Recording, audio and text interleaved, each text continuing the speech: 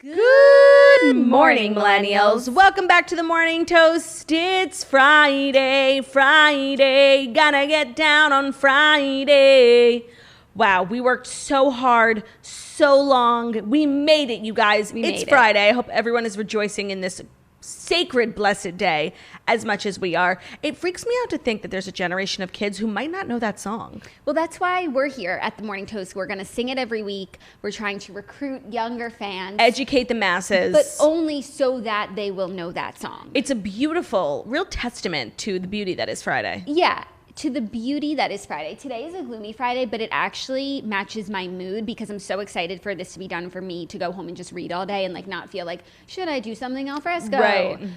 That's not happening. And at the beginning of this week, I thought it was going to be a slow one. I really did. But as far as quarantine weeks go, this has kind of just chugged right along. You know, it's been a fine week, except I came to a major realization about myself, which realizing things about yourself is a really frightening journey to go on. Yeah. And it's not very often that I realize things about myself, like my physical appearance, because people like on the internet just point it out, and then I'm like, oh yeah, I do that. Like I do talk over my Jackie. Like they let me know. You know, they let me know. But I watched our episode from yesterday because I loved it. I thought yesterday's episode was one of my favorites that we'd done in a while. So I like got home, got in bed, cuddled up with Theo, and we watched it. You said to my dog, Theo, get over here. Quick reminder that in case you haven't watched my comedy special yet, you should. That's a perfect activity for this weekend. Yes. Okay, so I'm laying in bed and I'm watching myself, and I'm trying not to do the thing that I realize that both when I'm talking and when I'm listening, I blink literally so much. Literally, I could not get over. When I'm listening to you, I'm like, she's trying to communicate with me. I'm doing Morse code. That's not Morse code. But it's not? Yes, it is. Morse code is a tapping. No, it's like eyebrows and lips. I guess if the person doing the Morse code like has something in his eye. No, Jackie, we've spoken about this on the show before. Morse code is literally this. Sure, but that's it. Okay, sure. That's it. Just so you guys might want to Google that. So yeah, I realize I have a blinking problem. I don't know, maybe it's like dry eye. I need to get that medicine. Jennifer Aniston is always shilling on the commercials, but it's just something I realized about myself, and now I'm like so self-conscious. I'm like trying not to blink. I'm like a deer. Something I've realized about myself, which people have called me out for, and I recognize within myself, is my new unattractive habit on this show of saying before, during, and after I have something to say. And so that's something that I'm working on. I don't know where it came from. I've never been an ummer. I do think that my ums have taken away from some of my likes, though I realize I do still say like. Me too. But... But at least is something you can train yourself out of. How can I stop blinking?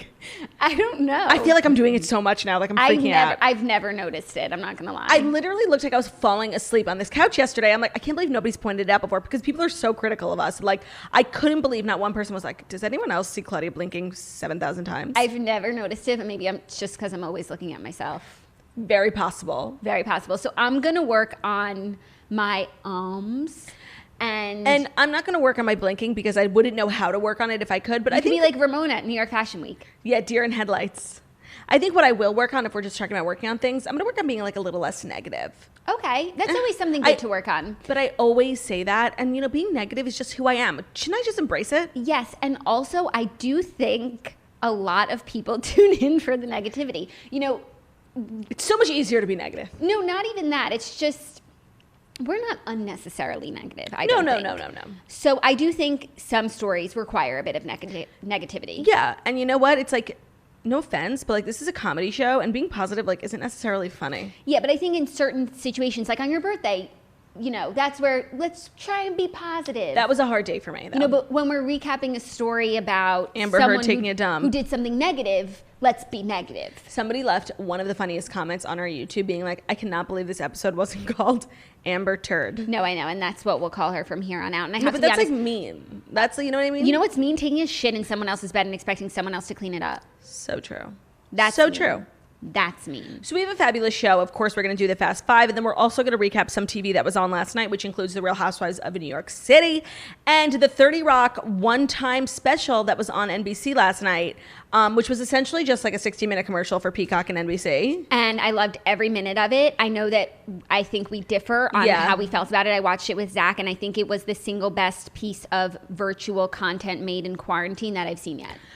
I agree, tech-wise. I also think it was the best piece of branded content I'd ever seen. Like, it was essentially just a really, really, really entertaining commercial for 60 minutes. It was, and it was for 60 minutes. It was 60 minutes. Oh, I thought you said it was a commercial for 60 minutes. Oh, sorry, for an hour. Yeah. No, also, it was like the NBC upfront. So it was cool because it was so B2C, but also B2B. They're talking to their advertisers, but it's on prime time. Right. So it really took us behind the scenes. Some of the shows look great. I couldn't tell what was parody and what was a real show. I'm assuming Law & Order, Just the Paperwork was parody. Was a parody. But is Young Rock a real show? For sure. Cool. So we will get into 30 Rock, even though we pretty much just did it already, and Real Housewives during our TV recap segment. But before that, I think...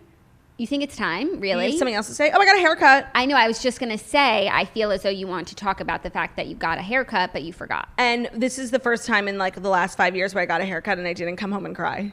It looks stunning. Stunning. It's beautiful, stunning, and smart. I hadn't been to a salon in forever. And it was I was a little like nervous about going to a salon. But it was just me and the hairdresser. There was only 2 people in the salon. And I wore a mask the whole time.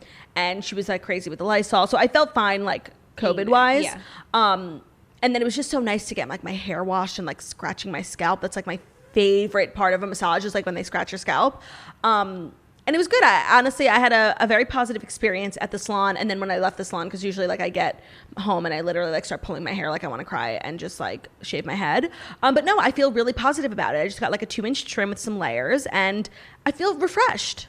Love it. I'm going to get a haircut soon too. I'm going to keep the length, but I want to do like a lot of layers. Sometimes like, and we're long-haired galleys, but sometimes your hair reaches like this, maybe it grows by like 1/4 of an inch and it takes you from like boho Coachella to like vagrant on the street. Oh, I look forward to reaching that length, but I don't think I'm there yet. But my hair is getting really long. Yeah, it is. But it needs now to be bodied.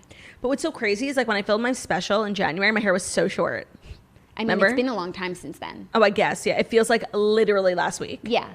Because again, just another great reminder to order my comedy special, Disgraced Queen, available on Apple TV, iTunes, Amazon Prime, so many places you could stream, buy, and rent the comedy special and the comedy album. Yes, you can listen to it. It's like you do podcasts. So fabulous. There's a highlight on my Instagram story. It's called Disgraced Queen. Check it out. All the links are there. It's beautiful. If your boyfriend plays PlayStation, I think you can actually watch my comedy special. I'm getting confused between Xbox or PlayStation, but one of them you could buy movies on, and you could buy my special on that one. Got it. Yeah. I don't know which one it is either. And I got a bunch of DMs, and you told me you did too. Our episode of Say Yes to the Dress is airing like literally right now. As we speak. And I'm really looking forward to the nasty DMs. Like that's what gets me through. I haven't watched that episode in a while. Maybe I will soon. I watched it literally once when it came out, and I was so disgusted that I never watched it again. I'm sure it's probably cute because we've gotten like really nice feedback in the years since. It's been so long. It's been mixed feedback, but it always is. It always is. Okay, I think it's time to get right into it. The Fast 5 stories that you need to know before you wake up and take a bite out of your morning toast. But wait, Jax, it's Friday. And we got to get down on Friday. And what also we have to do is something we've been doing for a few weeks now. We hope you guys have been enjoying it. Is we are highlighting Black-owned businesses, and today's business is fabulous. Jam and Rico. Founded by Lizette Scott in 2016, Jam and Rico is a Caribbean-inspired fashion jewelry company providing bold, unique, and colorful designs. Growing up, Lizette was always influenced by her culture. With immigrant grandparents from both islands, Jamaica and Puerto Rico, she was always curious about their upbringing and traditions that were formed from their homeland. The most prominent inspirations were food and music in her home. A little salsa and reggae with a mix of arroz con pollo, jerk, and curry were her favorites and loved within her home. Once Lizette got older and was able to travel both sides of the island, the fascination and love of her heritage grew even stronger. The colors, carnivals, art, beaches, and language all inspired her to create and design. That's when she knew she needed to design she needed to design to bring her closer to the cultural connection of her ancestors. Lizette created Jam and Rico to dive deeper into her love of designing and the Caribbean. Some of the most beautiful jewelry, so colorful. You guys are going to love it. If you want to shop Jam and Rico or just learn more about Lizette and the brand, visit jamandrico.com. So that's JAMANDRICO. Or you can find them on Instagram, spelled the same, at Jam and Rico. Check it out. Really beautiful jewelry, beautiful colors. You guys are going to love it. Check it out. Love it. Okay, let's get into our first story. There's some good stories today. Okay. Former Ellen DeGeneres show employees claim they were subject to a toxic work environment. 1 current and 10 former employees of the Ellen DeGeneres show have come forward anonymously with claims regarding a toxic work environment on set.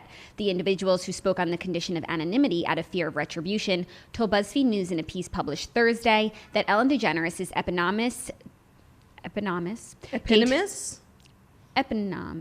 DeGeneres' TV show. The show that bears her name, isn't the cheery, benevolent program viewers you see at home. Instead, employees said they were fired after taking medical leave or bereavement days, faced microaggressions, and were subjected to favoritism by executive producers. No specific claims were made against DeGeneres. However, some told BuzzFeed News they were not to speak to the A-lister if she was in the office. Quote, people focus on rumors about how Ellen is mean and everything like that, but that's not the problem, one former employee claimed.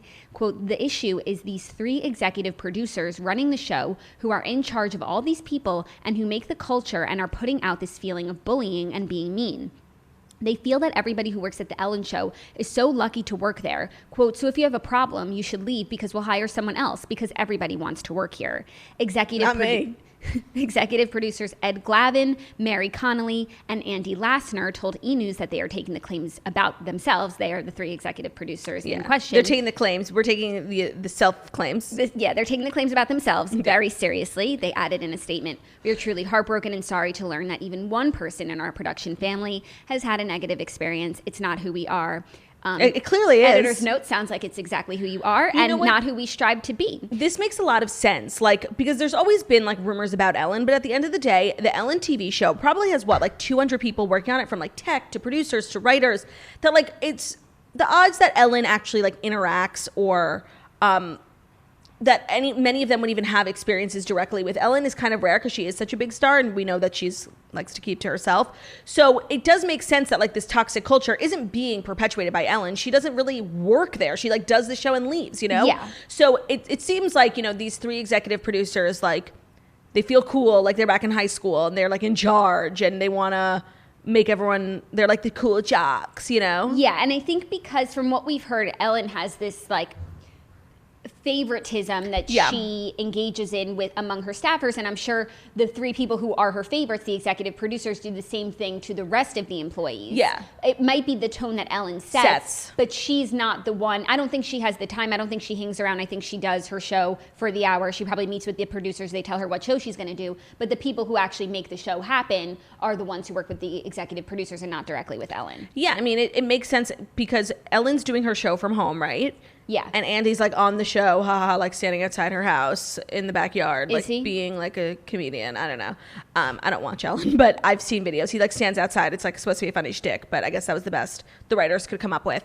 So yeah, I mean, we've been speaking about this for a while. There have been so many rumors and just people sharing their experiences of either working for Ellen, with Ellen, on the Ellen show, and it's just always been a negative experience in the sense that it's just not a warm, welcoming, fun environment, when it's really a comedy show, and it's also a humanitarian show. She gives away so much money, she does so much good work. It seems so strange that what's going on behind the walls of Ellen would literally be the polar opposite of what her brand is. It makes no fucking sense. It's the antithesis of what we see on the show.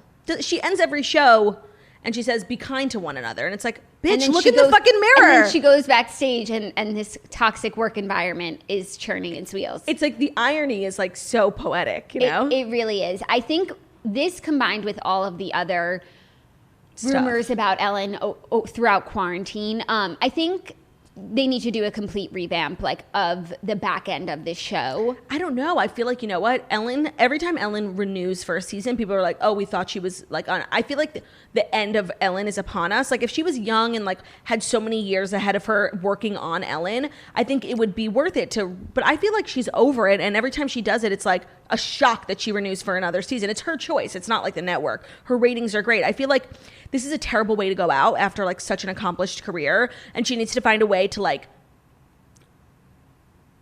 ease over all like the press and just like go out gracefully. Oh, I disagree. I think she should keep doing her show. I think her show is great. It clearly gets good numbers. People, what she does in her own personal life, it's her business. She should be nice to people, but she's not. But I think the show does a lot of good and brings people a lot of joy. I think they need to change the work environment that surrounds it and the executive producers who perpetuate it. Has Ellen even acknowledged, because she's still doing a show, right? Yeah. So it's like a lot of these late night hosts are coming under fire recently, and they're all going on vacation, so like you don't really get to hear from them.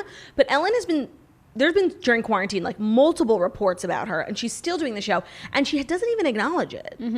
Which is so weird. Yeah, but hopefully she'll make some changes, whether she acknowledges it or not. Hopefully she makes some changes behind the scenes, because no one should have to work in an environment like this. And what a shitty feeling to feel like, oh, you're so replaceable. It's literally Devil Wears Prada. A million girls would kill for this job. Therefore, I can treat you like shit. Yeah, no, it's terrible. And I feel like if you're a writer or you're into comedy, like working for or with Ellen is probably like a goal. And then you get there and it's just like so shitty. It's like a high school. Yeah, that sucks. Yeah, that does suck.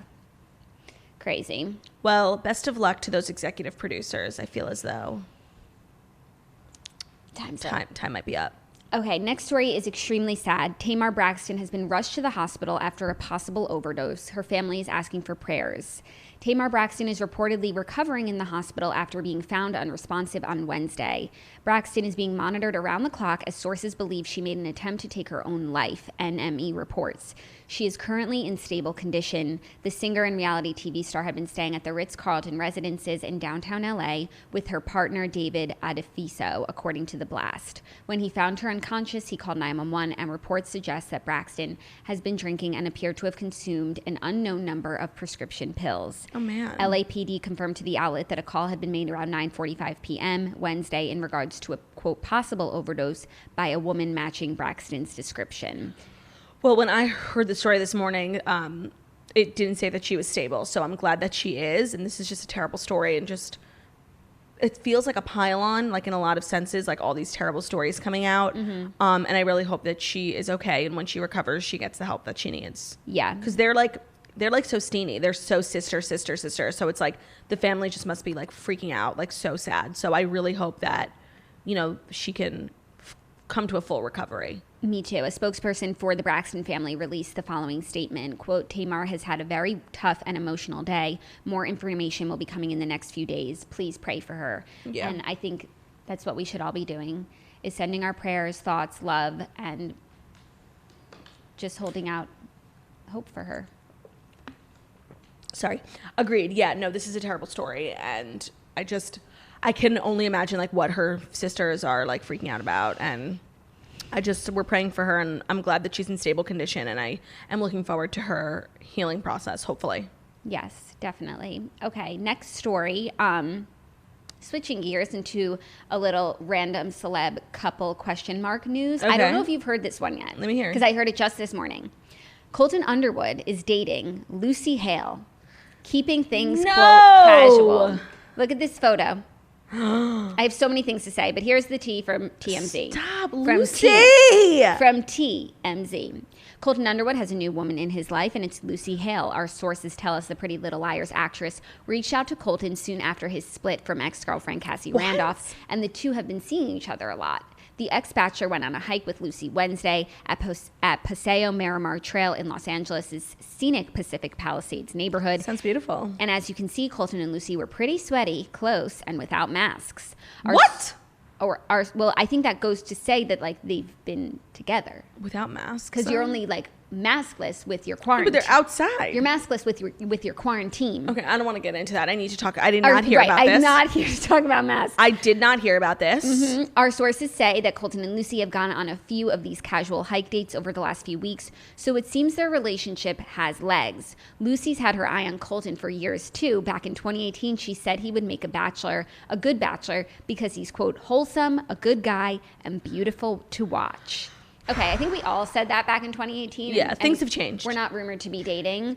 No, the thing is, it's like usually there it is. Call it out. Call it out. Oh, the and you were about to speak, so it was like a fruitless I usually am a real champion of celebrity relationships with someone from The Bachelor. I feel like it elevates the whole franchise. And like I was here for Tyler C and Gigi, not at first, but at last. I love Sarah Hyland. Like I really usually can get on board, but I really don't like this. And mostly due in part to the fact that like I dislike Colton, and I have a special ability to like see him for what he really is. Okay, I'm just gonna remind you of a few things. Like we spoke to Colton at the CMA red carpet, and he was extremely nice. Yeah, no. By the way, sorry, let me rephrase. I don't dislike him as a person. I thought he was lovely. I just think he's like a little thirsty. Okay, but so am I. I don't know. See that. Here's the thing. One, I do think it's a little soon, considering when he released his statement with Cassie, for him to like already be in a new relationship. The thing here, though, for me is that I am obsessed with Lucy Hale. Me too. I love everything she does. Did you see the video she posted recently because her show got canceled? So sad. It was such a sad video talking about how like Katie Keene got canceled, and just like this industry just continues to break her heart. These shows that she loves. She has been in like 3 failed series. Yeah, she did the one Life Sentence. Yes, this, and then I will never forget about Privileged, which was a show that just meant so much to me. So much. Justice for Privileged. And so I just absolutely love her. So if she's one of these people who it's like whatever she chooses to do with her life, like I show up and I stand and I salute. I feel that. I'm trying to now trace back on like why I dislike this, and I really am trying to figure it out. And I think part of me just dislikes, like, Colton is obviously like thirsty for fame. Like that's not, and so am I. Like I'm not saying that like it's a bad thing, but I think what bothers me about him is that he gets where like all this press and like all this, I don't know, like these moments like off the backs of women. Like at first it was Allie Raisman, then it was Cassie, and like now it's Lucy Hale. It's like, do something else. That's a really great point. Because you know what? Now that I think about it, yes, he has his foundation, but like his foundation didn't make him famous. Allie Raisman did. Like he was a nobody football player, and I think when they dated, like he actually got dropped or whatever. Like he had a very short-lived NFL career, and it's just like, I don't know. Every time I hear about him, he's like not. I mean, riding, not like riding. I mean, like he's riding another woman like to Hollywood. Like, yeah, that's what bothers me. I just figured it out. You know, it's helpful when you sit and think about things before you say them. I should try it more often. I think that's a very fair point. What also bothers me about this story is this photo, which makes it clear that the paparazzi were called. Yeah, and then of course. The level of detail in this article, where it says that Lucy like reached out to him, makes it clear that Colton Underwood called TMZ himself, set up the photograph, and then gave some tea. Yep. And that bothers me. Even though I know that happens with celebrities, I need a little more subtlety in order to just go with it. No, yeah. Being a part of pop culture requires a suspense of disbelief. Like, we know certain things are going on behind the scenes, but we're going to pretend we'll all go along. Like, this is real, ha, ha, ha. We know that every time a celebrity gets paparazzi'd, they called them. Most of the time. But I still like to think that sometimes it's like the one time when running to Starbucks. You know, when they really were just like spotted. Totally.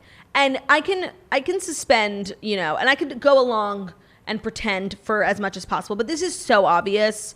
And I don't know, there's just something about it that bothers me. And I just wish Colton, like even with his book, like he sold the book really being like, you want to hear what happened in the fantasy suite? Again, like trying to exploit Cassie. And then people buy the book and the chapter on the fantasy suite is blank and it says, that's none of your business. So it's just like, I feel like he keeps, I don't know, there's something about it that just doesn't feel right. Like so much of his career is just like off the backs of women. I hear that. And I just want to say, sometimes I get this gut feeling about a new couple, you know, where I'm like, this is it. It's the end all be all. This is not it. No. I can tell you right now. This might be the last we actually ever hear of it. Yeah. I think it might be that. I do not think that this is a love match. You know, I could see something happening where it's like Lucy Hale is very famous. She doesn't need to be like calling the paparazzi on herself, especially like on a hike where she's like not really doing anything. And I feel like she might be put off by like Colton's obviously like heavy-handedness in this situation. Like Yeah. he did this behind her back. I could see that being a situation. And even if you look at the body language in this Let me photo, see. We'll post it on our Instagram. Colton's obviously like smiling, like coy, hey, Looking paparazzi. directly at the camera. And Lucy like looks like she's about to start power walking away. Yeah. No, and she's totally wearing sunglasses, like not interested. If a body language expert were to read this photo, they would agree with what I just said. That like Yeah. this might be the end of it just because he called the paparazzi and he's literally posing for the photo. Yeah, and I don't know if I was in a new real relationship, celebrity or non-celebrity, and my partner called the paparazzi like let's say it's date 2, date 3, it's a little soon for me. And on a hike, like give a girl some notice. No, a hike is such an Like unflattering let's go moment. somewhere fabulous. Yeah. Interesting. I had not heard about this, but again, very interesting. Very interesting. Very, And, as I would say, interessant. however, whatever Lucy chooses to do, We support. we support. Yeah. Next story, some more unhappy couple news. Aaron Rodgers and Danica Patrick break up after 2 years of dating. Yes. Oh my it's God, I didn't hear that either. over for Danica Patrick and Aaron Rodgers. They're, quote, no longer together, a rep for Patrick told Page Six on Thursday. Rumblings of a split emerged first on Wednesday when Swipe Sports reported the former NASCAR driver had unfollowed the Packers quarterback on Instagram. Patrick was also said to be a no-show at a recent charity golf event that Rodgers participated in. As of Thursday, he still follows her on Instagram. All right, that's not like full-blown proof, but definitely something's up. Let's say that they are broken up. That makes me really sad. No, a rep for her confirmed to Oh. Page Six that they are no longer together. Oh, okay. I'm like kind of sad about this. I actually really liked them, and when him and Olivia Munn, what? Remember? You probably don't remember. No, of this, course not. But remember when I think it was, I don't even know if it was during Olivia Munn times or Danica Patrick, because it was like probably 3 years ago, maybe even on The Breath, where they went to a restaurant in Yes, of course. Green Bay called the Chive. Yes. And we said it sounded fabulous. And we wanted to move and go to the Chive with Peter Krause. So I actually really liked this couple because when he broke up with Olivia Munn, I was like, by the way, the Chive, when we were reporting on it, it was like their first outing. Yeah. So we reported on it because we were so upset about him and Olivia Munn breaking up. And then we Yeah. just got all sidetracked with the concept. This Chive sounds like a fabulous restaurant. It still does, by the way. We should still go. So back to what I've been trying to say 3 times now. When him and Olivia Munn broke up, I was really devastated because I felt like the Bragus in their family had a lot to do with Aaron, and that was during the time when Jordan and JoJo, and I just like hated that Aaron and Olivia broke up because it made it look like Jordan and JoJo like somehow won. Do you know what I mean? Yeah. And then he started dating this Danica girl who I'd never heard of, but I was like living for it. You haven't GoDaddy commercials? No, I don't know what she's on. She's on the GoDaddy commercial. She's a NASCAR driver. But No, I know yeah, that now. But she's on commercials all When the they time. started dating, I didn't know her. Did you? Yes. Liar. Yes. Liar. No, I totally did. Whatever. All I'm saying was that like this rebound like ended up being like a really good, nice, strong relationship. Like every time I heard about them, I'm like, oh, they're still together. I love that. And now like I'm like, oh, they're still together, and you're saying no. So I'm sad. I'm sad too. I really am. It's really hard not to talk about them and not talk about JoJo and Jordan. What do you mean? It's impossible. It's impossible. And with every breakup, I'm like, maybe he'll call his family. Well, so now I'm like, maybe he'll be really lonely enough, desperate enough to get in contact with his family. Yeah. He's apparently dating Shailene Woodley. Our Where's the sources source? say. Where is that? We saw it on Nessun. I don't know what that is. That's interesting. Okay. I'm here for it. I actually really like Shailene Woodley. Me too. She's different. I heard she like gave up all of her earthly possessions and she like lives on a farm and doesn't have a cell phone. So I don't know if she would be like going to football games in Wisconsin, but a girl can dream. Opposites attract. Opposites attract. That's why you and I are such best friends. See, look, she won't touch me. Okay. I hope that that's true about Aaron and Shailene, and I hope Danica finds love as well. Sad to see these two break up, but again, I didn't get that warm, fuzzy, this is it feeling in my stomach. I didn't, you know what? I did not get it. I got the feeling of this is good, Yeah. but not this is it. Who do you have the warm, fuzzy feeling for? About this is it, like, I feel like we're always... Well, we were talking about Billy Lord and her like nobody boyfriend. Oh, yeah. But also like David Foster, Catherine McPhee. Yeah. We were talking about... Machine Gun Kelly, Megan Fox. Yes. We were talking about... Vinny and Francesca Braga. I don't get that warm, fuzzy feeling. Me neither. But I get like a Tawdred love affair. Yes. And then also Lily James and one of the Chris's. I don't think I got that feeling. No, I didn't either. It's too soon. Yeah. Okay, fifth and final story. A little exciting Rob Kardashian news because he Wait, is... no. Is it the fifth and final news that's brought to you by patreon.com/morningtoast? This story is brought to you by our Patreon channel, patreon.com/themorningtoast, where we give you 5 extra bonus episodes of the Toast every month, but they're not really Toast episodes. They're more personal. They're vlogs. They're topical. So you get 5 episodes. Some of them are video. Some of them are audio episodes, like regular podcasts. For the podcast, we'll do like topical. So we did a whole episode this week on conspiracy theories. We did a whole episode on like what plastic surgery, beauty, cosmetic procedures we've had done. We've done a whole episode on Judaism, really topical stuff. And then our vlogs are more behind the scenes, more family stuff, with all the scenes with Ben. We're doing a chili cook-off. I think next month we're trying to figure out the logistics of the chili cook-off. So yeah, it's $7.99 a month. It's a great way to support the show and then also get 5 extra episodes. And they're behind a paywall, so I think we both feel a little bit more comfortable like opening up because it's just a little bit more protected. And our episode with Enti is actually behind the paywall. So when you sign up for Patreon, again, it's $7.99. You get access to like all the old episodes. So let me share with you some episodes that we've done. We just did conspiracy theories. We did 2 episodes about Real Housewives tagline history, and we just talk about Real Housewives in depth and all the moments that happened on that show before we started doing our show. We do general Q&As where if you're in the Toast After Dark, which you should subscribe, membership is up to date. So join Toast After Dark if you're a patron and you've been waiting to get in. Join now because we are doing membership. We did an episode about our favorite things in every category, what we're loving, streaming, watching, eating, drinking. We did an episode that's G and I in the queue. I had Claudia and Margo over to my house. We made a pizza. We got drunk. It's fucking hilarious. It's a vlog. We did a Zoom get ready with us one morning where we each got ready together on Zoom. We did a Zoom like happy hour with all the sisters. That was like a crowd favorite. Yes, we did that as well. We did a faux interview where a girl with no job gets a job. People love that. That was so, man, I forgot about that one. That one was so funny. Jackie sat down and like asked me all the classic job interview questions, and I don't know. I never really had a job before. So. It was so funny.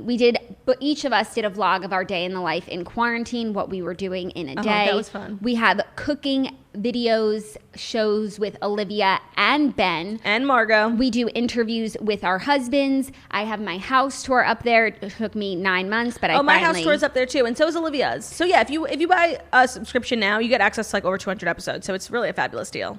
Yes. Oh my God. We did 2 episodes. Wow, I forgot about this. Where we debriefed all of the Toast guests, all of the guests that have ever come on this show. We went through all of our episodes and we talked about every guest and our experience having them on the show and what we thought. Behind the scenes. And any tea that they might have spilled. I did an anniversary episode with Zach. We do a lot of DJ tea recaps. I mean, there's Toast Radio, which is one of our most controversial segments. It's a controversial series in the Patreon. It's one of my favorites because it was my idea. It's basically like Jackie and I being radio hosts where it's like we talk about music and then we play a song, you know? Yeah.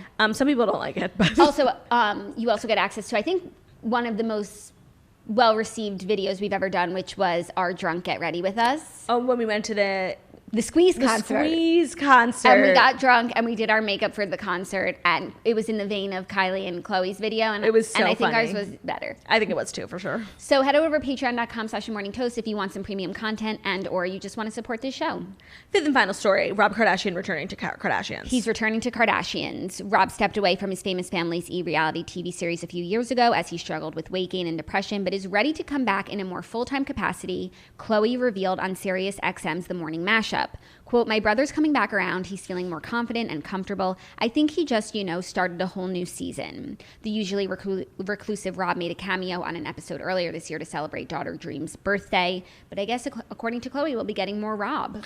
Wow, that's exciting. I mean, I kind of expected Rob to never come back. I wasn't like waiting patiently for him. Like I really understood that the show was toxic for him and he was in a bad place. And I totally like understood and respected that. And I never expected him to come back. But this was just kind of like sprung on me, and I'm so excited. Yeah, I'm really excited. And mostly I'm glad to hear that he's doing well enough to feel like he wants to come back to the show. It's one thing to like struggle with depression and have to go back to work, but it's another thing to struggle with depression and have to go back to work when your work is like such a public platform and you're clearly like have struggled with your weight.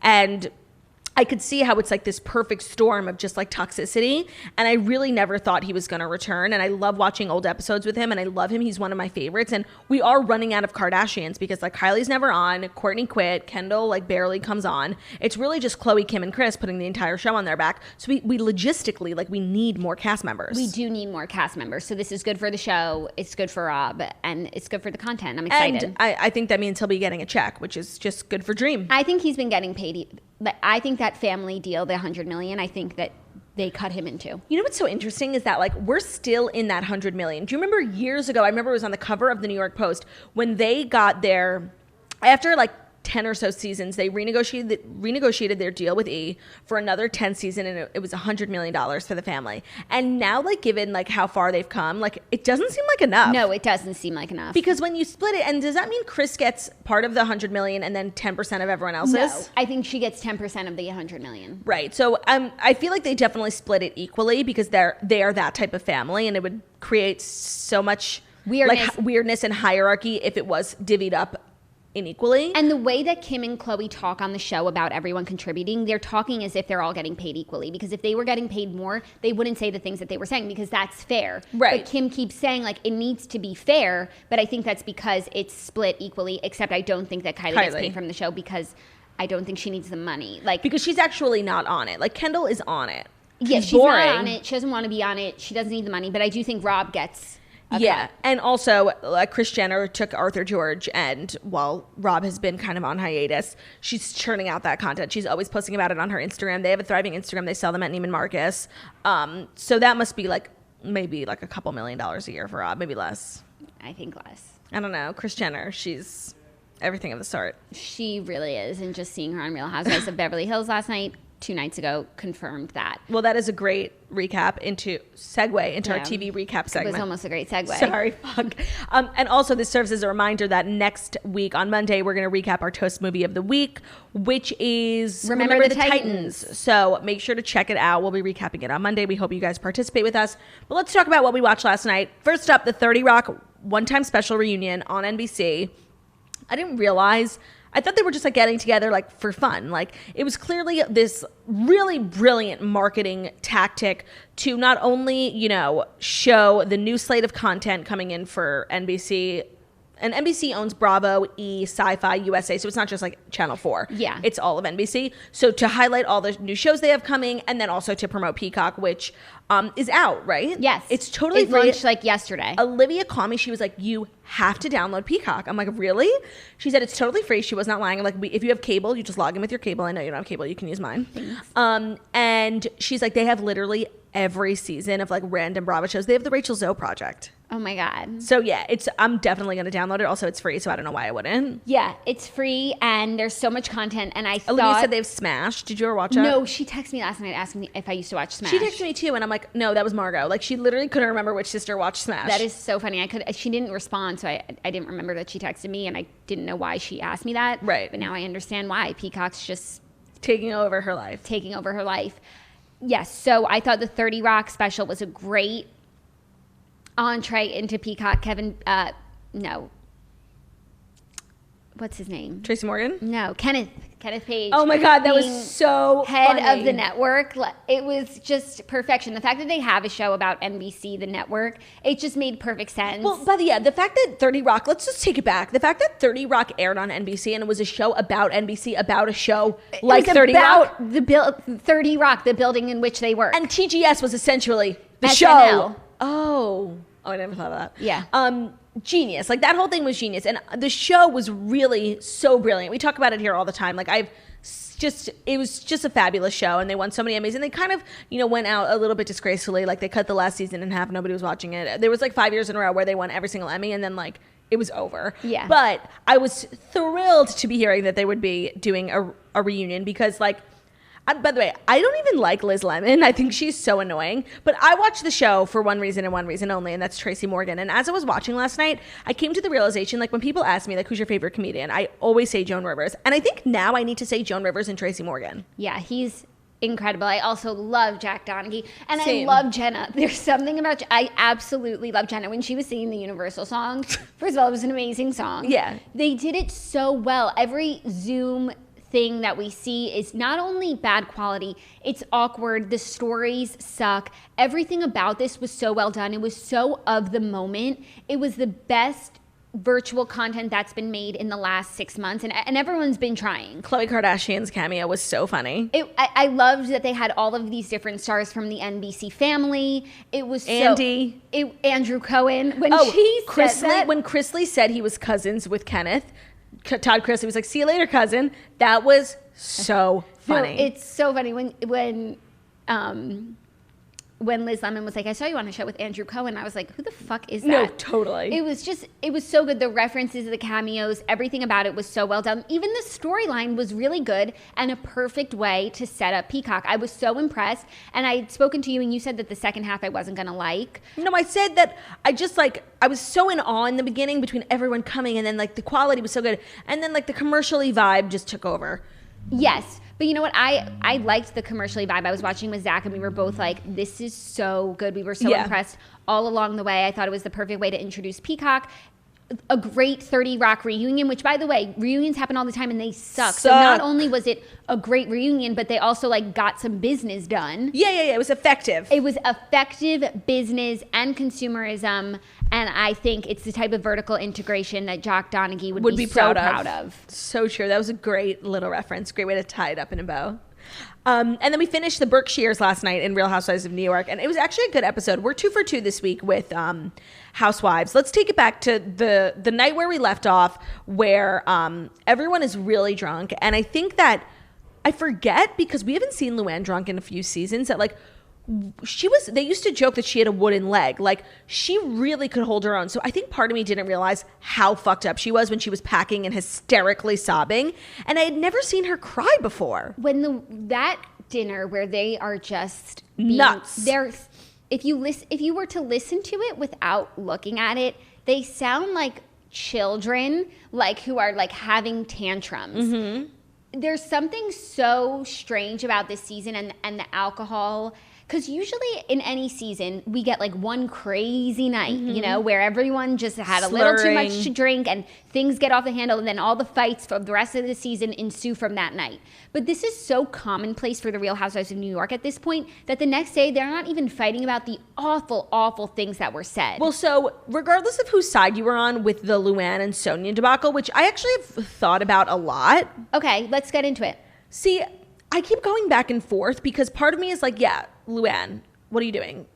Pay Sonia. But part of me knows what it's like to run a tour, and I have a zero expense tour because it's literally just me on stage. I have been to Luann's show multiple times. She has a full band, a full set, full decor. Like, it is expensive to not only travel with the production, but also have it set up at every show. So like, I definitely think it looks like she's making more money than she is, and it's really, her tour is very successful.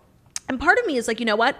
I think in a lot of ways, she said it kind of rudely. Not that she's doing Sonia a favor by having her come on the tour, but it's like, what Luann has built is really, really impressive. And all of these women have been trying for so long to like, none of them really have jobs outside of Housewives, and they've all been trying like with their weird merch, or like they've been trying to like do something, and Luann really did it. And I think in a lot of ways, her giving Sonia the opportunity to come on the tour is it's a big opportunity for Sonia. Like, if it was popular enough, Sonia could go on her own tour. Like, it is this stepping stone. So I think getting so caught up in the money where it's like, Luann's like, you're not even valuing the fact that I'm letting you come on my tour. Like, yes, Sonia is fabulous and she would do amazing, but Luann's tour is successful on its own without Sonia. So I kind of understood why she's like, please don't, first of all, don't get involved the other women. It's like annoying, and it's like no one's even acknowledging the opportunity, like the gift that Luann is giving Sonia. I hear what you're saying. I think Ramona actually said it best when she said that Sonia is like the butt of the joke on this show, on the tour, and she's not even paying her. Yeah. And I agree, you know, it is a platform, it is an opportunity, but Sonia also brings eyeballs. People love Sonia, and it becomes more of a Real Housewives fan thing versus just like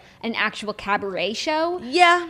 Also, if you were doing the Dirty Jeans tour and you were bringing me out on certain shows and embarrassing me, and I was just part of the joke, and I was a part of the shtick for you, I would demand to be paid, and you would pay me. Yes, of course. No, but see, I feel like if we're selling a show, Jackie and Claudia, then we split it. Like, of course. So, but no, say it's Dirty Jeans. Okay. And there's a few shows where like I'm coming, we're doing like a bit together. Actually, I don't know, but you're my sister, so I wouldn't. Like, I know, but like different. I would pay you, but I wouldn't pay you $250. I would pay you like 4 figures. Right. That's what the girls are saying. They're saying that, and I'm sure Luann brags about how much money she's making from the tour. And then you see what Sonya's making. She'd be better off not paying Sonya at all and just arguing that it's about the experience and the exposure for her versus valuing her at $250. That's very true. But the conversation becomes irrelevant when Dorinda gets up in an attempt to somehow defend Sonya, who she thinks she needs to protect, and just becomes evil. And I was surprised when Luann woke up the next morning and wasn't still upset, because exactly what Dorinda said to make Luann cry is exactly what she said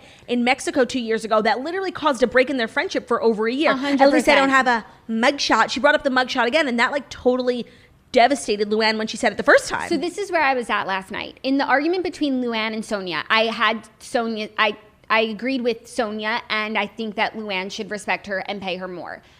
The way that Dorinda treated Luann in an argument that had nothing to do with her, in Dorinda's own home, making her feel unwelcome, saying horrible things about her, made me take Luann's side. Yep. When she left, I was like, I would leave too. I'm like, get in the car. You're never going to leave if you don't get in the fucking car. No, I thought for sure she was going to. You can't stay there. They were being so rude to her. And Dorinda is supposed to be a host. You can't just go off on your guests like that, especially when this has nothing to do with you. Agreed. I thought Sonya was, she was so drunk. And by the way, does she own another sweater? She's wearing the same sweater in the car, at dinner, all night, woke up in it. Yeah, she obviously wore it that night, slept in it, just kept going.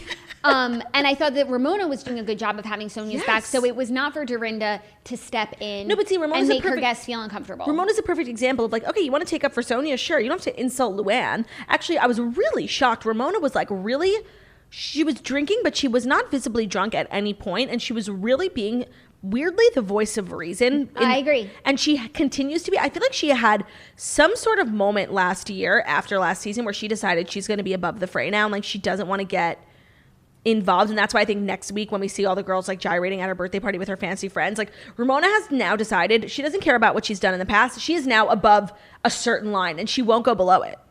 Interesting. Also, Ramona really was the voice of reason because she had Sonya's back, and in the argument where I do think Sonya was justified. But then when Luann was upset, she went out with Leah and Luann, and she was there for Luann. Ramona was on the right side of history. I think she really was there for both of her friends at that time. I agree. There's something else I want to talk about because we posted on our Instagram this cameo of Elise and Leah, who are obviously I guess hanging out now, quarantining together. I don't know. Interesting factoid. But after this week's episode, I'm they obviously develop a friendship because they were making out and they're obviously becoming friends. Yes, which is cute. I love when people become friends off the show and they're spending time together even though they're not being filmed. But Elise made a cameo, as you do, wishing someone a happy birthday.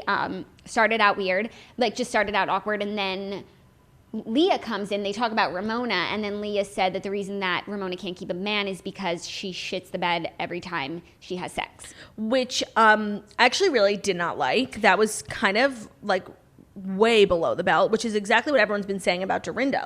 So you can't complain about what Dorinda does and then you literally are doing the same exact thing. Yeah, well, it's interesting because Dorinda called Leah a mini Dorinda on the episode last what night. An insult. What an insult. I do not think that's true. But that cameo, I didn't live for it. I saw a lot of comments oh my God, living, Leah's the queen. I thought it was really fucking rude. It rubbed me the wrong way. Unnecessary and gross. And I need to see what Ramona did to Leah to make that okay. They have been beefing hardcore on social media. She posted that thing about Hurricane Leah and about Ramona. And then Avery was posting videos of Leah being drunk in Nantucket and being ew, mom, I can't believe you associate with this.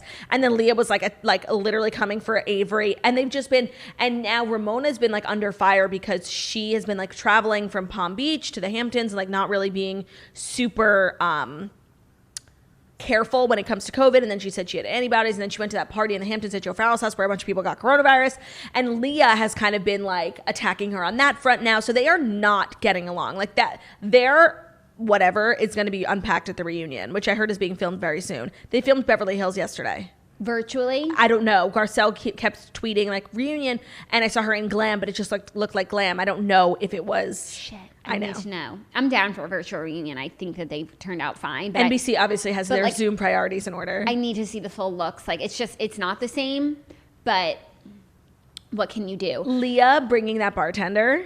Oh my God. Cute. I thought that was so cute. So here's the thing. I love Leah. I think she's an amazing housewife. I don't think any housewife has had a better first impression than her. I did not like the video and Me the too. Ramona shitting the bed thing. It just Rub me the wrong way. Rub me the wrong way. It's a really disrespectful thing to say about anyone, let alone like a mature woman. An older woman. Mature. And then what else happened? At that dinner party with Colin Cowie, like, Dorinda bothers me so much. Like, I don't know. So everything about her is just like so, like, I'm not impressed by anything she does. I'm like, wow, Colin Cowie making a salad with a scissor. Like, who fucking cares? Yeah. It was just so, I actually like her sister, though. Melinda. Melinda and Dorinda. Once a year, we get a glimpse of Dorinda's sister, who I just need to know more about. It's crazy. She looks so much like Dorinda, but her name's Melinda. And it's fabulous. Oh, actually, Heather. That party, I was going to say, that party looked really, really fun. They never open up the Berkshires. It's like they're always literally in The Shining. Like, nobody comes in and out of the house. But they went shopping, and now people are coming over for dinner. I actually liked this version better. No, because the house is now open. It's like, in book, like, I just read this book about a haunted house, and like they had to like expunge. It was also like spooky and like hocus pocusy. Okay. But now the house is haunted. Actually, I no spoilers, but whatever. Get to it. It's unhaunted now. So yes, people can come in and out, and like, and that's Bluestone Manor. What she was saying last week, and even Sonia said, like, pulling up to this house, like, I like this house now, whereas before I never did. Yeah, I get that. There's something fresh about it. And the party looked so fun. I love seeing Heather. I actually really liked her. I always liked her. I love her. She was just a good girl. She has like a good marriage and a good business, and I just think she was like a good person. I really like her. Yeah, I really like her. And the show didn't let shit all over her life. Yeah. And then we had I think it was a gay couple that one of them got seated next to Ramona, and Ramona was talking about how all she cares about is really like finding a man with money, and this guy had like such a fresh, normal perspective. Ramona was like, I need someone who has as much money as me. And I guess, like, okay, but then the guy was like, why? It's like, there's literally so few guys like that, and don't you just want like a nice guy who loves you? It's like, Ramona's accomplished. She has 2 homes. Right. She has 2 residences, as she said. And she travels a lot. But here's the thing: if Ramona has so much money, so then why does she need a man who has money? Right.